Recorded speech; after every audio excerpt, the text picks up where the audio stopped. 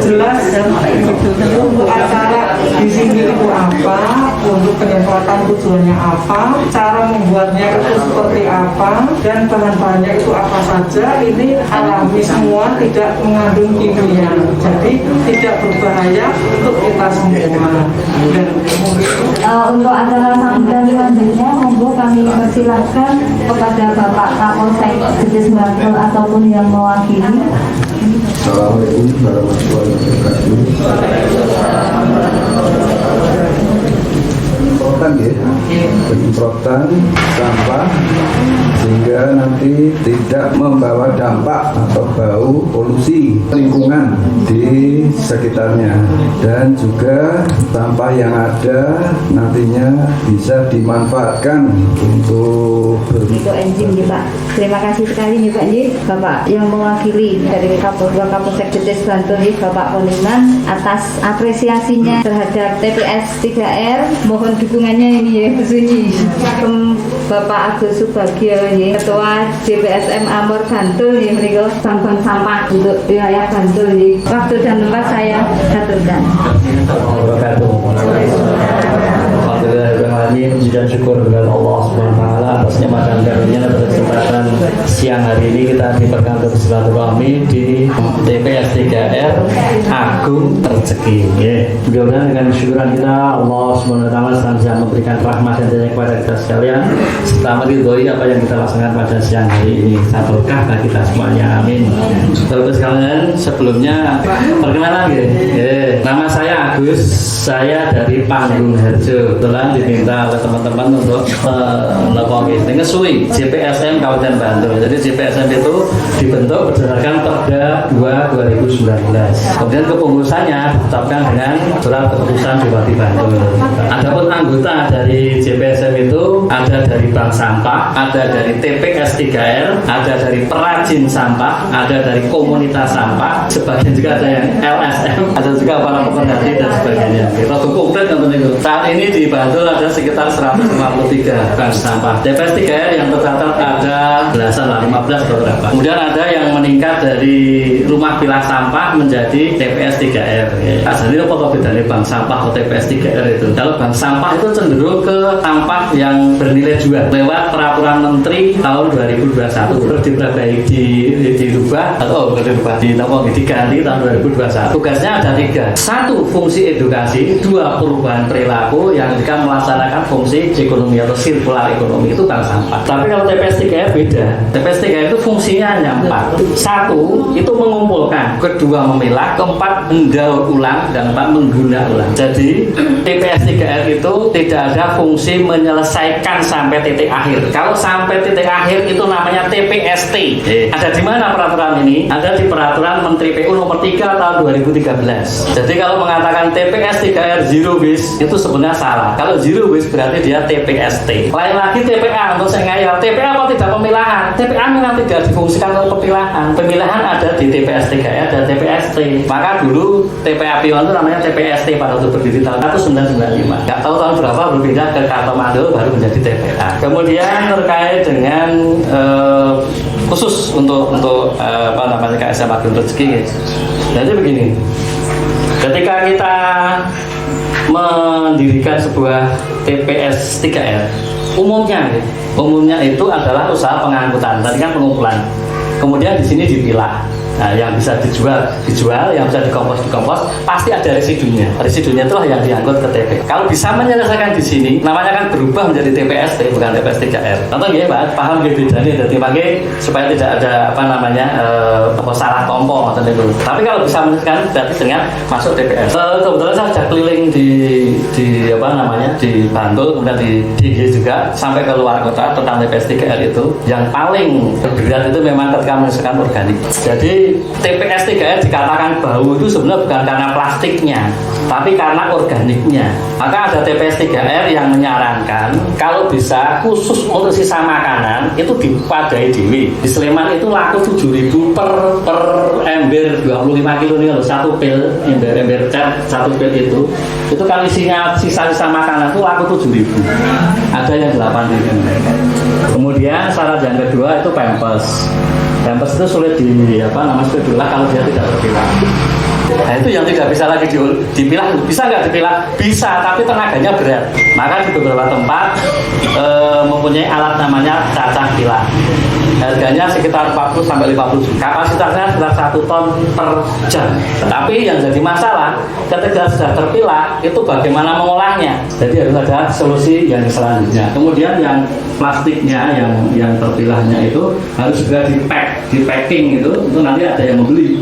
Kalau diomblokin di situ itu jadi masalah juga. Problem yang terberat adalah masalah pemilahan. Nah, terpilah di rumah itu nanti store betul TPS 3R. Store-nya di mana? Di bank sampah. Maka itu yang disampaikan oleh Bu Dirjen, Bu Rosafidin itu Dirjen Sampahan KLHK, integrasi antara TPS 3R dengan bank sampah. Beberapa dinamika di TPS 3R.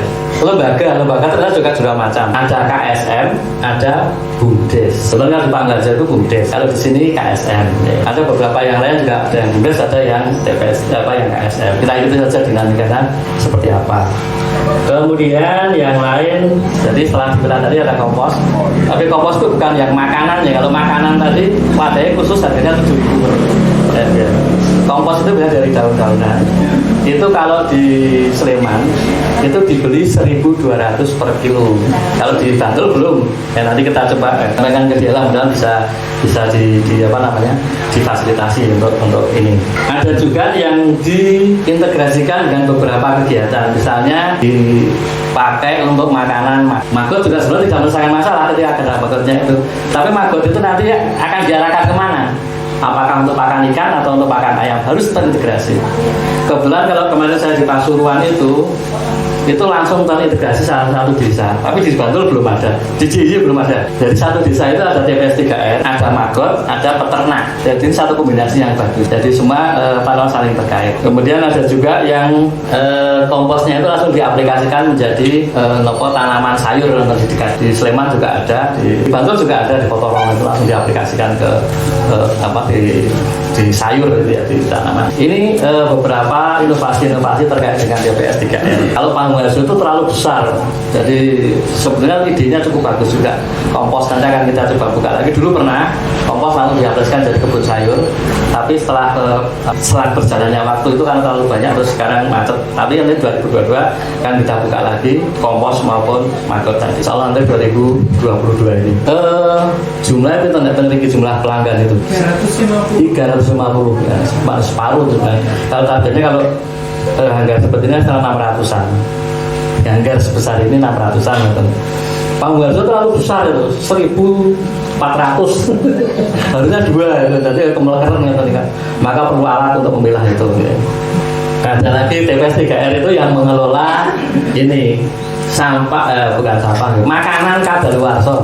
Nah ini nanti kalau misalnya Agung Rezeki itu dapat job ini, nanti agak perlu hati-hati dalam membuat kontrak ya. Jadi kalau kontrak dengan pengusaha yang makanan kadaluarsa itu panjenengan dibayar, namun bayar dibayar nanti. Jadi ada kos untuk memilah.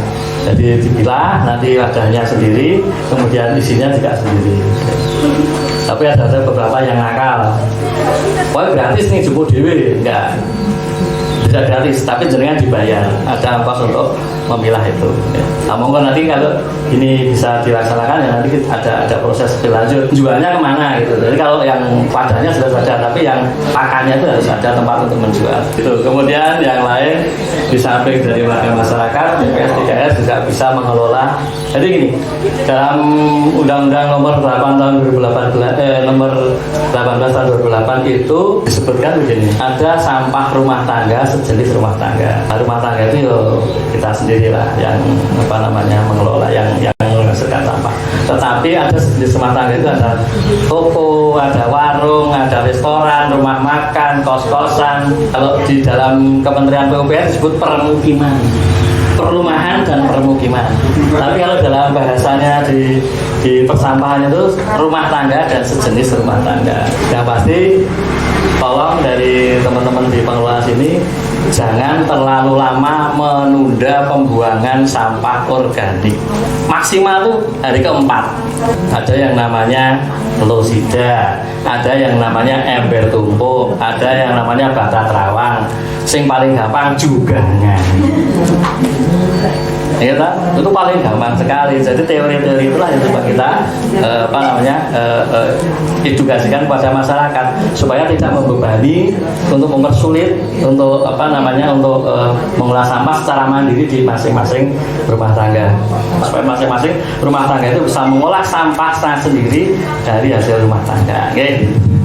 Sekap semantan, saged kita aturaken nun sewu wonten Kansul, wonten ingkang kira pertemuan ini saya itu nyembah punten. Assalamualaikum warahmatullahi wabarakatuh.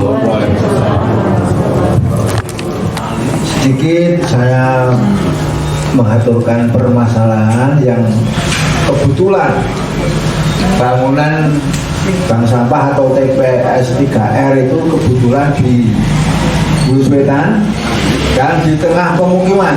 Pada waktu dulu itu dari Pak Agus tadi mendikate kalau sampah organik itu lebih dari 3 atau 4 hari itu menimbulkan bau, dan dulu itu sampai numpuk beberapa hari Pak, sehingga masyarakat di lingkungan sini itu istilahnya protes atau bagaimana. Misalnya dulu itu tidak sampai numpuk beberapa hari, itu saya kira tidak ada protes dari warga. Karena lebih dari 4 hari sehingga baunya sampai di mana-mana, terutama yang sebelah utara. Oleh karena itu, karena ini ada perkembangan situasi dan kondisi dan diatur sedemikian rupa sehingga sekarang itu tidak timbul bau yang seperti dulu. Nah, ini semoga nanti selanjutnya juga demikian sehingga tidak menimbulkan masalah di lingkungan Bulus Wetan ini. Sangat Bapak Sukamtoro ini, Bapak Ketua Kampung Bulus Wetan, ingkang sampun paring pangandikan juga masukan-masukan tentang permasalahan TPS 3R sudah diutarakan juga. Jadi dulu pernah sampai nimbulnya lama akhirnya menimbulkan bau, ada yang demo warganya juga iya. Semoga ini tidak terjadi lagi. Dan ini tadi menurut Ibu Sunyi dulu permasalahannya karena DLH itu telat ngambilin sampah ya. Nah ini Bu Sunyi sudah punya solusi, punya truk sendiri, hebat ya. Kita upload Bu Sunyi ya. Perlu kita contoh ini ya, luar biasa. Terus ini tadi Bapak Sukamtoro juga ngendiko kalau sebaiknya memang ada perda untuk sanksi untuk pembuang sampah yang sembarangan ya Pak ya. Barangkali mungkin nanti dari Bapak Agus, Bapak Ketua DPSN bisa menjembatani antara kita dengan DLH ya Pak ya. Barangkali bisa ya Pak, semoga bisa. Jadi men istilahnya uang nek buang sampah itu ora baru nih mikir langsung kena denda ya kata. Nah ini masukan yang bagus sekali biar semuanya bisa ada aturan yang jelas, juga kita punya tanggung jawab yang jelas untuk sampah kita masing-masing. Kemudian untuk acara intinya ini sambutan sekaligus nanti sosialisasi tentang penyemprotan yang akan kita lakukan dengan ekoenzim ya. Ini nanti akan dipandu dan dibawakan oleh Bapak Muhammad Yulfan. Beliaunya ini aktivis membuat ekoenzim ya. Ya monggo Bapak Yulfan, waktu saya atur.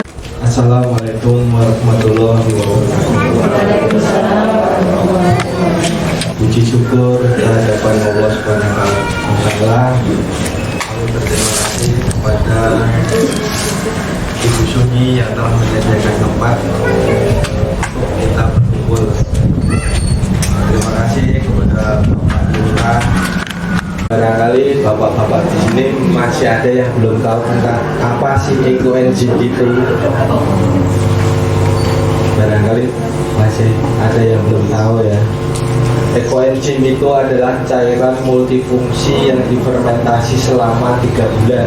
Jadi ekoenzim itu sangat banyak manfaatnya. Terus pembuatannya juga mudah. Dan ekoenzim ini sangat disukai ibu-ibu untuk membuatnya. Karena ibu-ibu yang ada di sini adalah penggiat ekoenzim wilayah Bantul. Terus siapa sih pencetus ekoenzim itu? Jadi ekoenzim ini Pak, ini diciptakan oleh Dr. Sukon yang berasal dari Thailand. Dia meneliti selama 30 tahun untuk ekoenzim ini. Kemudian dikembangkan oleh Dr. Joen. Dr. Joen itu orang Singapura, tapi mengembangkan ekoenzim ke Indonesia. Terus siapa yang memanggil Dr. Joen ke Indonesia? Itu adalah rekan-rekan relawan dari Forsig. Jadi dia membentuk panitia untuk memanggil Dr. Joen untuk mengajari kita tentang ekoenzim. Itu sejarahnya masalah ekoenzim. Nah kebetulan Ibu Sunyi itu adalah anggota ekoenzim. Jadi dia masuk komunitas ekoenzim wilayah Bantul. Ekoenzim ini di Jogja ini banyak komunitasnya Pak. Jadi ekoenzim ini di Jogja itu ada ekoenzim Nusantara, ada ekoenzim nasional, ada ekoenzim Indonesia, ada Forsig, ada Ngajakamu. Jadi banyak komunitas ekoenzim yang ada di Jogja. Nah kebetulan kita ini adalah ekoenzim Bantul. Jadi kita ini pengen membesarkan mengenai ekoenzim di wilayah Bantul. Jadikan kota Bantul itu menjadi kota ekoenzim. Kebetulan Ibu Sunyi ini menjadi relawan ekoenzim dan sekarang sudah banyak membuat ekoenzim. Jadi TPS 3R ini dikelola oleh Ibu Sunyi dan teman-teman satu kelompok. Ekoenzim itu bahannya dari apa sih sebenarnya? Bahannya cuman buah-buahan dan kulit sayuran. Jadi bahannya itu ada 3 Pak. Ekoenzim itu air, buah-buahan, sama molase. Barangkali ada bapak-bapak yang belum tahu molase. Molase itu tetes tebu Pak. Jadi dijualnya di toko pertanian dan itu banyak sekali. Jadi untuk membuat ekoenzim ini nggak masalah, sangat mudah. Terus banyak manfaatnya. Nah, untuk sampah itu adalah masalah kita bersama. Kalau nggak ditangani dengan serius, memang melebar kemana-mana. Apalagi baunya. Udara dua nggih. Nggih, sampah 2 sing sampah iki kali niku udara kali niki. Ngopo ya ora apa. 16 toh, Pak? 16. Bukan ke sampah, kalau ke sampah itu.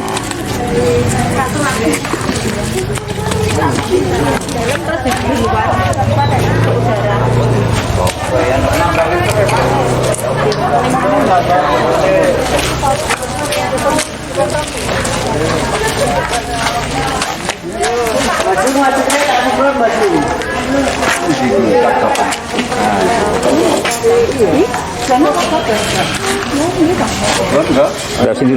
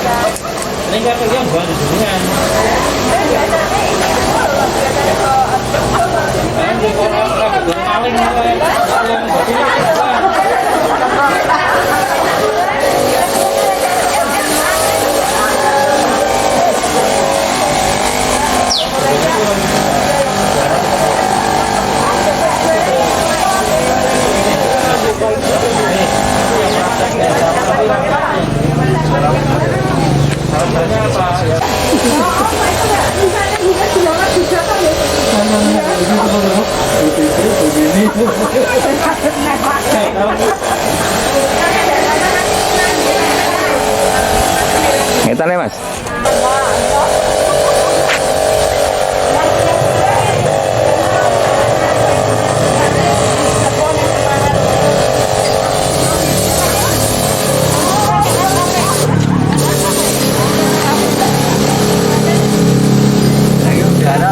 Ah.